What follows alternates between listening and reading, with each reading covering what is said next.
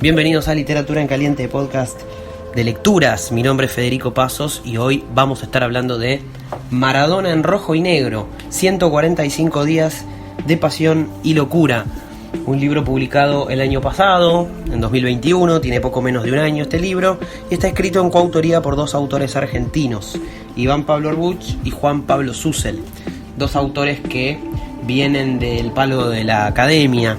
Iván Pablo Arbuch es doctor en educación y profesor de historia por la Universidad de Buenos Aires, y Juan Pablo Susel es licenciado y profesor en sociología, también egresado de la UBA.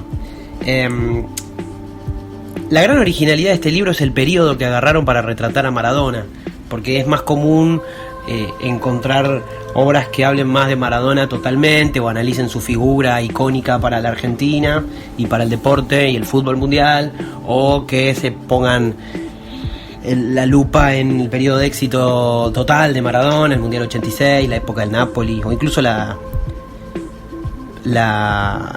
época de su infancia, sus inicios, o por ahí algo más sensacionalista que hable de los problemas varios que tuvo el Diego. Sin embargo, este libro no. Maradona en rojo y negro, como bien lo adelanta el título, habla de la corta pero intensa estadía de Maradona en Rosario en el año 1993, vistiendo la camiseta de Newell's Old Boys de Rosario, algo impensado para el mundo del fútbol de la época. Esa es la gran originalidad de este libro, el momento de la historia de Diego en la que se para. Un libro que a todo futbolero y a todo maradoniano debería interesarle, pero puntualmente a los hinchas de Newell's Old Boys, ¿no? Para los hinchas de Newell's Old Boys de Rosario, que Maradona haya vestido la camiseta de Newell's y que Maradona haya jugado ahí, haya elegido esa vereda de Rosario, vale tanto como los campeonatos locales, como las finales de Copa Libertadores, como todos sus logros. Realmente vale tanto como el Estadio Parque Independencia. Es un motivo de orgullo muy grande para los hinchas de Newell's, para los hinchas leprosos, que Maradona haya jugado ahí, así como que también haya sido el lugar de los inicios de Messi, que Messi elija esa camiseta. Es un motivo de orgullo que vale tanto como un campeonato, cuando se trata de jugadores de fútbol tan importantes y tan relevantes para la historia del fútbol argentino, que es tan rico por otra parte, ¿no? Yo creo que en la elección del periodo juega el hecho de la edad que tienen los autores, porque ambos nacieron en el 78, y sacando cuentas, para el Mundial 90, que es un mundial que tuvo muchísima épica y en la que Maradona ya era un campeón mundial, tenían 12, 13 años. Y los mundiales es algo que se disfruta siempre. Yo tengo 30 años y sigo coleccionando las figuritas Panini. Cada vez que se viene un mundial, sigo mirando cada partido, y eso debe pasar con todos los que están del otro lado también. Sin embargo, creo que se disfruta un poco más en la infancia el mundial. Como todo, ¿no? Como todo. Puntualmente yo no tenía 12, 13, pero los mundiales que más viví, uno más en un aspecto más perceptivo y el otro ya como un niño espectador, fueron 98 y 2002. Yo aprendí que existían países y que tenían banderas y que tenían nombres gracias a la figurita del Mundial 98 y a ver los partidos, que es algo que mucho no me acuerdo. Yo estaba en primer grado en el 98. En el 2002 ya era un poquito más grande, estaba en quinto grado y lo viví un poco más como espectador. Quedamos fuera en primera ronda, fue la peor performance de Argentina de los últimos 10 mundiales, más o menos. Pero bueno, estos autores en el 90 tenían 12, 13 años y vivieron ese Maradona en actividad. Un Maradona en actividad. Y la llegada de Maradona a Newell's, esto es algo que se me ocurre a mí, es un poco como el avión negro de Perón para la generación de los 70. Explico. Los adolescentes y jóvenes de los 70, que nacieron a fines de los 50, principios de los 60, no vivieron a Perón en el poder. Lo vivieron como una figura muy determinante para la historia argentina, como una figura que enardecía para un lado y para el otro a todos los trabajadores y a todos los habitantes de este suelo, pero estaba en el exilio, era una figura que estaba en el exilio y que en distintos momentos de la historia se fue intensificando la idea de que va a volver. Hubo un intento infructuoso en la época de Ilía, lo retuvieron en el puerto de Río de Janeiro, después finalmente viene Seiza, llega Perón, el Paraguay de Rucci, pero se decía que iba a venir en un avión negro. Estaba ese mito de, bueno, Perón fue un tipo que gobernó 10 años, pero estaba convertido en un mito después de 18 años de proscripción. Bueno, Maradona, se puede establecer un paralelismo, porque si bien no estuvo proscripto ni estuvo exiliado, de hecho la etapa de Maradona fuera del país es una etapa gloriosa como jugador de fútbol, logrando una performance gloriosa con el Napoli, histórica con el Napoli, que nadie repitió en la historia del ciclo italiano, y saliendo campeón del mundo y demás, pero era como alguien que triunfaba afuera y que era una figura como muy renombrada todo el tiempo por la publicidad, por los medios deportivos, por las revistas, Goles, El Gráfico, y también por aquellos que sí lo habían visto en la época de Argentinos y de Boca, que dicen que es la mejor época de Maradona, ¿no? La época que vistió la camiseta del Club de la Paternal y la época que ganó el Metropolitano 81 con el Club de la Ribera. Entonces, cuando viene Maradona finalmente, después de Italia 90, a vestir la camiseta de Newell's, es un poco como el paraguas de Rucci a nivel deportivo, y mucho menos trágico, porque a partir de la llegada de Perón acá las aguas se agitaron mucho, ¿no? Entonces también me parece que tiene un poco esa explicación generacional. ¿Por qué eligieron el periodo de Maradona en Newell's del año 1993? Me lo contó Juan Pablo Susel, uno de los autores de este libro. Vamos a escucharlo. Bueno, en realidad cuando murió Diego, yo escribí en Facebook un posteo, y un conocido, un amigo, Iván, me escribió al toque, fue 2 días después que murió Maradona, para decirme por qué no hacíamos algo juntos sobre Maradona. Fue como una especie de, para hacer el duelo, ¿no? Fue como una especie de, para duelar mejor, porque lo escribimos en diciembre del año pasado, en un mes lo escribimos el libro. Entonces lo primero que dijimos cuando escribimos es, bueno, ¿cómo escribimos? ¿Qué escribimos? ¿Un libro de qué? Entonces dijimos, escribimos una crónica. Y después lo que dijimos es, ¿qué escribimos de Maradona? Porque hay tanto para escribir de Maradona. Entonces dijimos, bueno, centrémonos en algo en particular, enfoquémonos en algo puntual, enfoquémonos en algo que quizás no haya material bibliográfico sobre el asunto. Y dijimos, bueno, la etapa de Maradona Newell's es interesante porque es un año antes del Mundial, es la vuelta de él a la selección, es un Diego ultra flaco, es el Diego que vuelve de Europa después de 12 años, entonces era el menemismo. Entonces había un montón de facetas súper interesantes que hacían que el evento de la vuelta de Diego a Argentina no fuera solamente un evento deportivo, sino que también era un evento cultural, político, histórico. Entonces es por eso el porqué de la elección. Muy claro cuando una vez que lo terminamos de escribir, cuando lo leíamos, que quedó un vínculo amoroso entre Newell's y Maradona impresionante.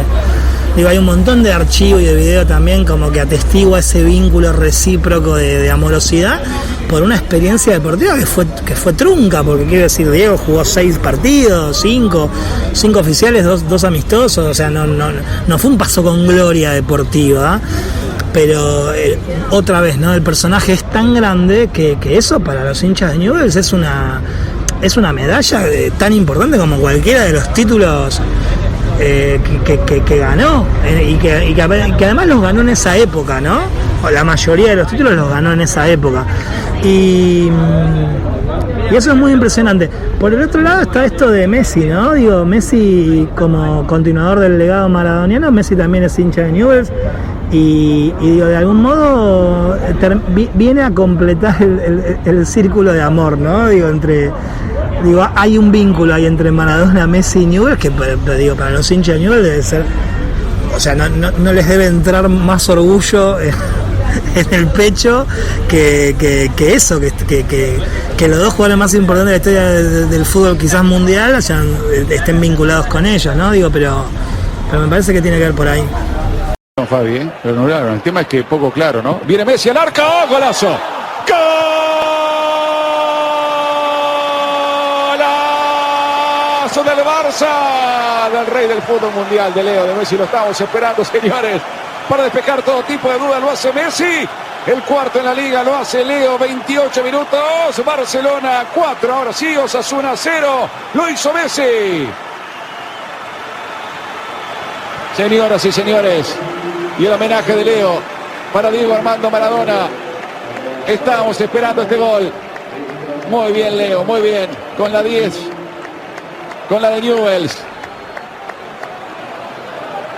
El recuerdo de Messi a Maradona. Muy bien, Leo, muy bien.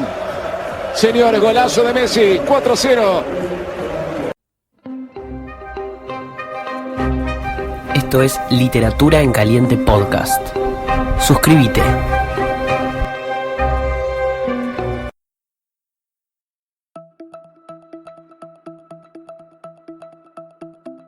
Ahí escuchábamos el relato de Pablo Giral en aquel partido Barcelona-Osasuna, con Messi todavía en el Barcelona, en que, bueno, hace aquel gol, se saca la camiseta y tiene la histórica Yamaha de Newell's con la número 10 que usó Diego en esos poquitos partidos, en ese puñado de partidos que jugó en Newell's entre el año 93 y los primeros días del año 94, 2 amistosos, uno con el Emelec, que fue el debut, con el Emelec de Ecuador, otro con el Vasco da Gama de Brasil, y después por el campeonato local, por el campeonato 93 jugó contra Independiente, el Independiente de Marcheta, jugó contra Belgrano en Córdoba y jugó también contra Boca Juniors jugó.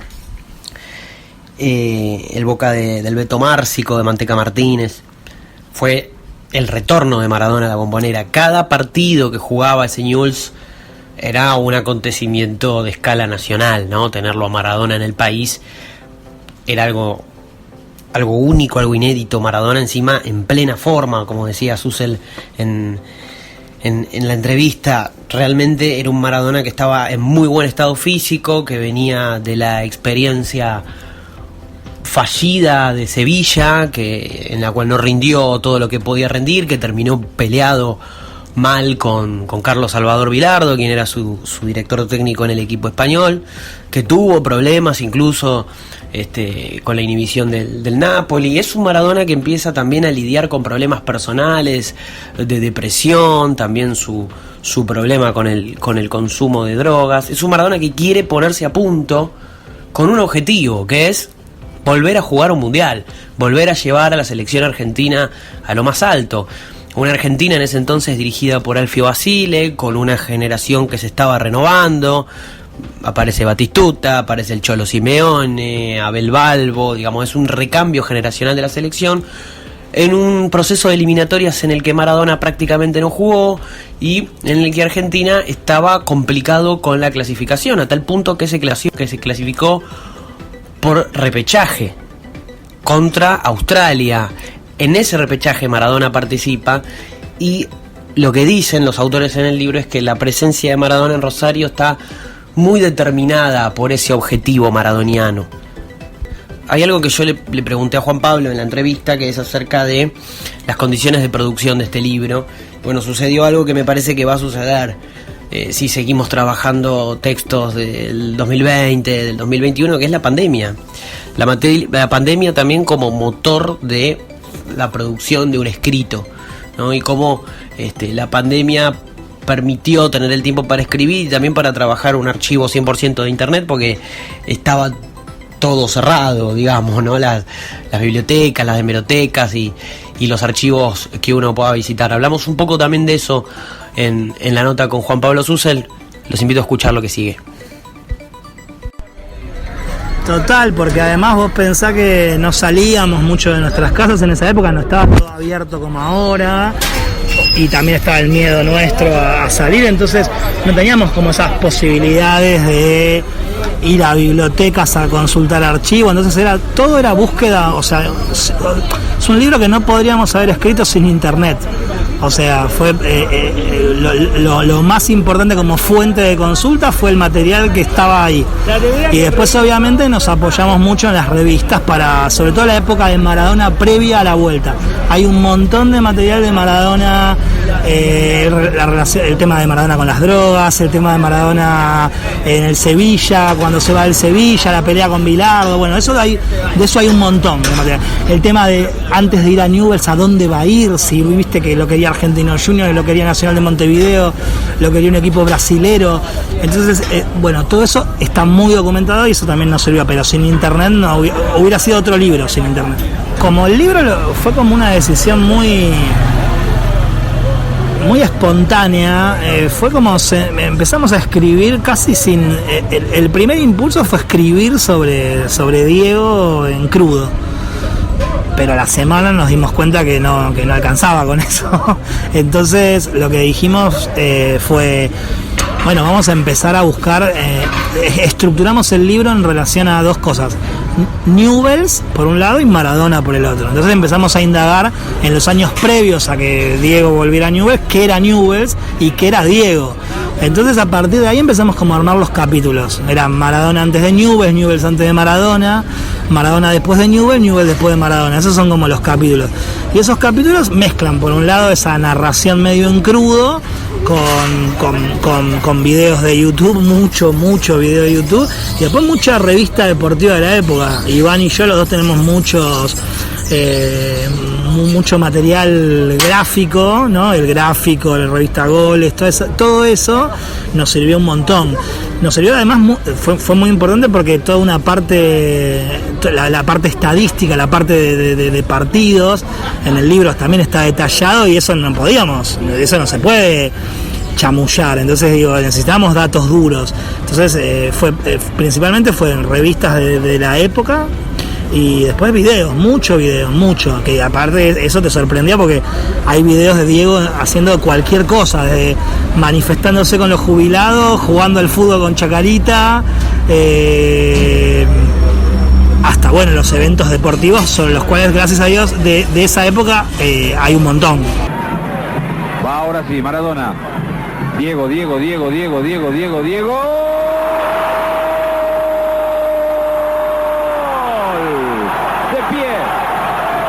Señores, de pie, es el fútbol, es Maradona, es el gol, es el grito, es el reencuentro del ídolo con el fútbol y con el genio.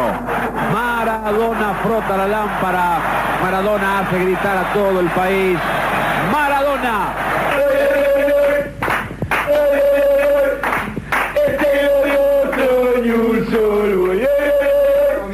Esto es Literatura en Caliente Podcast. Suscríbete.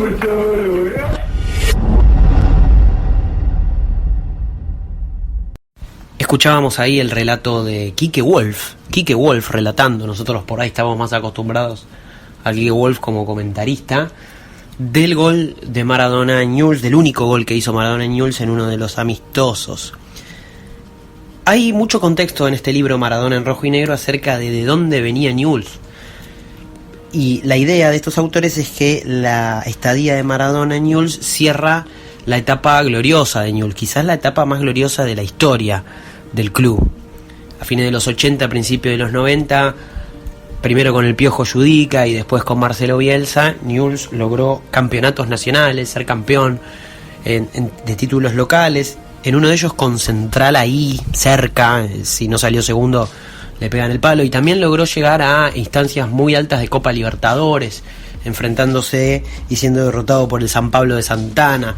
2 finales de Copa Libertadores, es decir, ciclos muy virtuosos. Judica Bielsa es un ciclo muy virtuoso.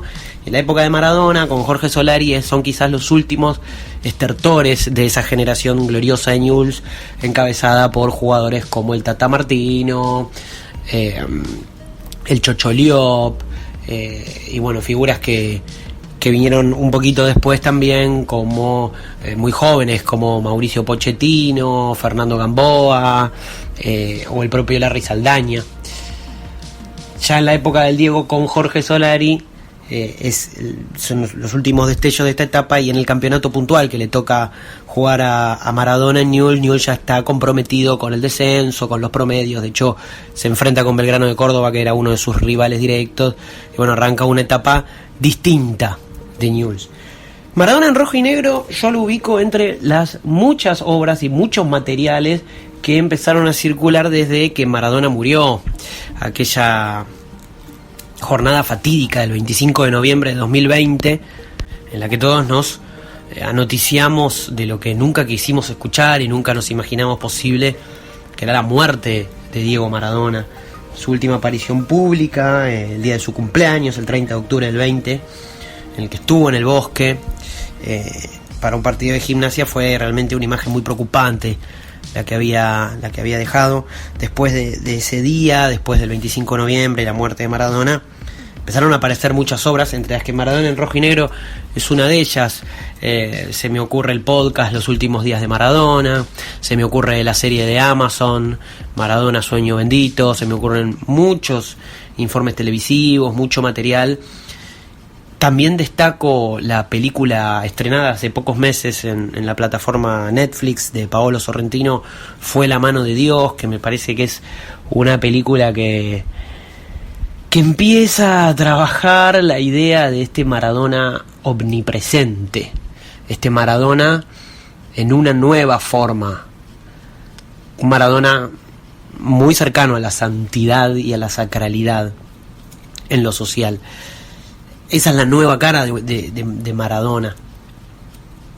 Por ahí es una cara que se ha hablado en otros tiempos, digamos, ¿no? A Maradona siempre se lo apodó Dios, entre otras cosas, pero ahora empieza a tener estatura y forma de santo popular, ¿no? De santito popular.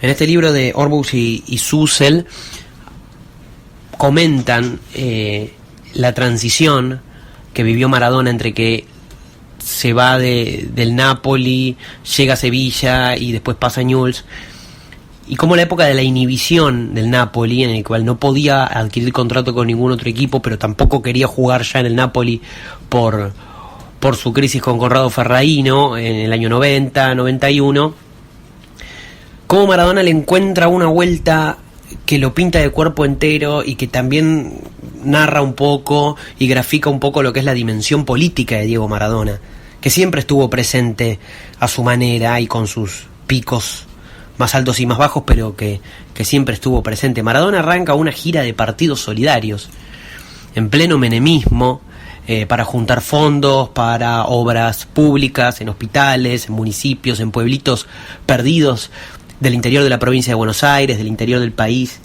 Es una etapa muy interesante de Maradona también, en un contexto en el que en Argentina se están empezando a implementar con solidez las políticas neoliberales, bajo el primer mandato presidencial de Carlos Menem, mandato al que Maradona empezó a ser crítico cuando la cosa se empezó a complicar y cuando los distintos colectivos sociales se empezaron a organizar, entre ellos los jubilados, los desocupados y los movimientos sociales que van a ir apareciendo. Hablamos un poco con Juan Pablo Susel de la dimensión política de Maradona. Vamos a escuchar.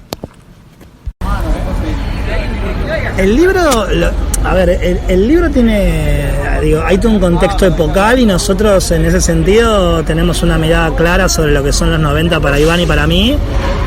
Que somos profundamente críticos de ese experimento y a lo que llevó ese experimento, ¿no? Que fue la crisis del 2001. El libro en sí no aborda demasiado el personaje Maradona en relación a esta vinculación que él tuvo en algún momento con el menemismo. Y si me preguntas a mí en lo personal, para mí Maradona es el futbolista con más conciencia de clase de la historia del fútbol argentino, por lo cual ese vínculo afectivo que Diego tuvo con Menem, como el que tuvo García, para mí es el permitido del Diego, quiero decir. Después el Diego del 2000 en adelante, por lo menos si me preguntás a mí, para mí siempre estuvo en el lugar en el que tenía que estar o en el lugar en el que yo querría estar. O sea, siempre apoyó las causas justas, siempre estuvo del lado de la historia del cual yo me siento parte, que es un lado profundamente humano. Y bueno, nada, digo, su vínculo con Néstor, con Cristina, con Chávez, con Lula, bueno, nada, el no al ALCA, digo, eso también es admirable de Diego, ¿no? Digo, con Fidel, ¿no? O antes, en los 80, cuando quería hacer el sindicato contra la FIFA, ¿no? Digo, eso también para mí hace a la grandeza del personaje, más allá de su grandeza futbolística, que bastaría ya para hacerlo un tipo de monstruoso en su genialidad. Pero bueno, su faceta política lo hace aún más grande, ¿no? Digo, me parece que eso también es algo muy importante y que por eso también genera tanto resquemor en ciertas élites, ¿no? El personaje Maradona en cuestión. Yo defiendo a los jubilados. Yo defiendo a los jubilados. ¿Cómo no lo voy a defender? Si nosotros tenemos que ser muy cagones para no defender a los jubilados. ¿Me entendés? Porque el estúpido me dice que yo no grito por los jubilados. Pero ¿cómo no me voy a enojar, viejo? Nosotros pero a muerte estoy con los jubilados, ¿me entendés? Porque lo que le hacen es una vergüenza. Maradona igualmente, ellos intentaron caminar al lado suyo, a muerte.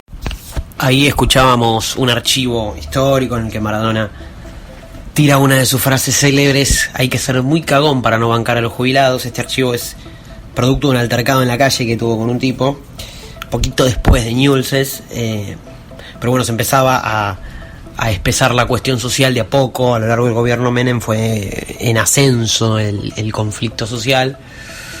La época puntual de Maradona en Newell's es un poquito antes del efecto tequila y de los primeros síntomas de la crisis y de la gran mentira de la convertibilidad, pero es cierto que la figura de Maradona respecto al menemismo fue ambivalente. Ha demostrado algunas expresiones de apoyo, pero también lo ha criticado en ocasiones como esta en cuanto al escaso salario jubilatorio. Por último, como para cerrar, le pregunté a Susel algo que nunca se lo pregunté a un hincha de River y siempre quise preguntarle, que es, bueno, Maradona es de todos, Maradona es principalmente de los argentinos, él se encargaba en todas las declaraciones públicas y apariciones públicas de realzar su carácter de argentino y de hablarle a los argentinos y argentinas.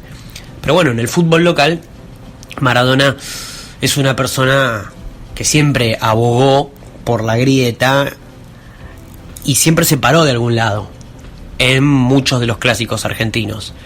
Al final de su vida, en La Plata, decidió estar en la vereda de Gimnasia y Esgrima. En Rosario, tema del que habla este libro, decidió pararse del lado de Newell's.